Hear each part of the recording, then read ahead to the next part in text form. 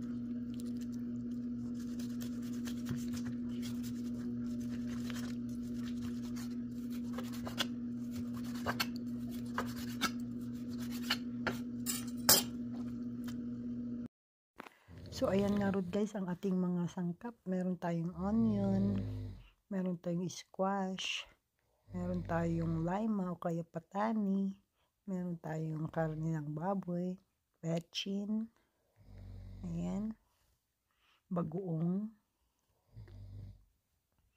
Naghiwa rin ako ng garlic, ayan, kamatis at saka ginger.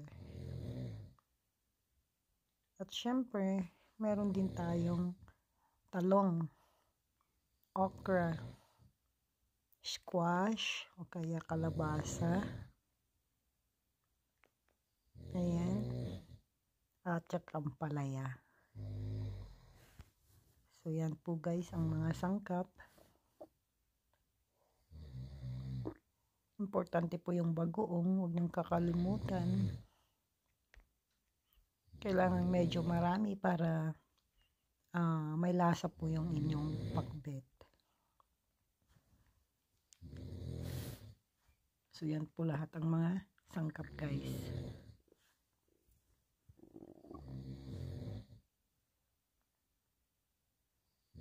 So mag-umpisa po tayo. Magpainit tayo ng kawali. Ayan guys, gamit ng ating bagong lutuan.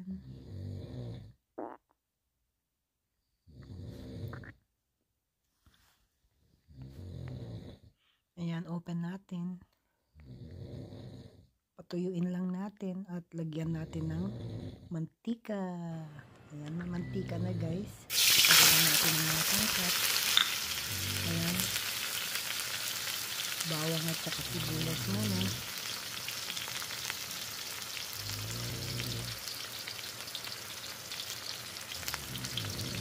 Guys, iwaluin lang.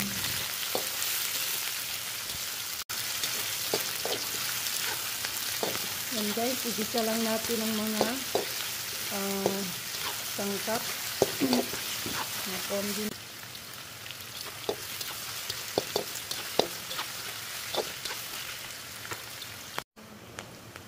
Yan guys, sunod na natin yung karne.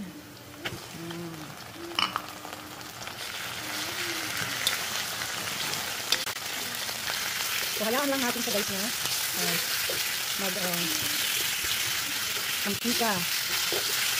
Para iwas kalkit guys, yan kung gawin nyo. Hayaan nyo sa malito nyo na. Lagay nyo na yung mga bagoong. Saka kamatis. Ayan. Ayan, hanggang sa ayan guys. Hayaan lang natin maluto yung kanyang baboy.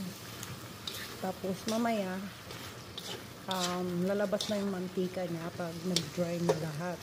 Ayan. Ayan po. Tatakpan lang natin guys. Lagay na rin natin tong ating pampasarap. Ayan.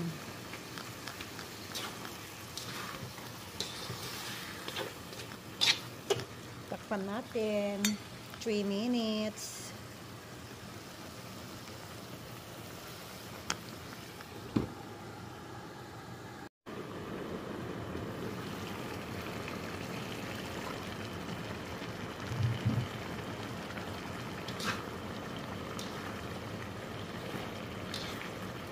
Sa puntong ito, hindi pa siya ready guys.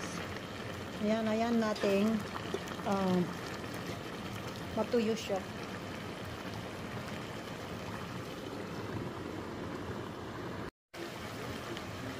Ayan, lagay na natin yung patani at ang kalabasa guys.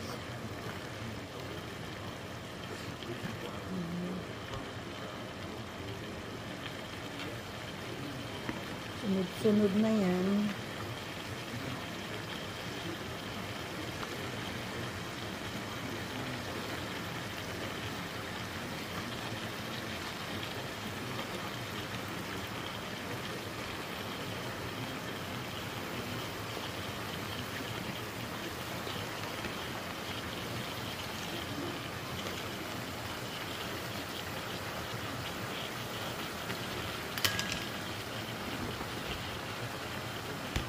So, lagyan lang natin ng kaunting tubig.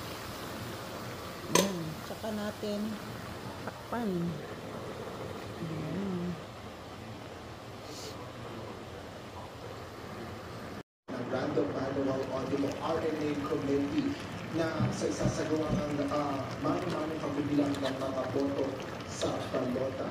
Galing yan sa mga lungsod ng Muntinlupa, ng Galuyo, Caloocan, and din 6 na ballot boxes mula naman sa Ilocos Norte.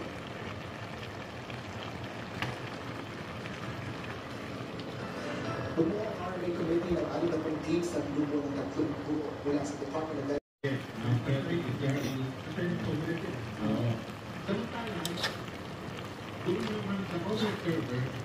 Maghimasan ay ati si Dakon. Daman si Dakon kadomingo.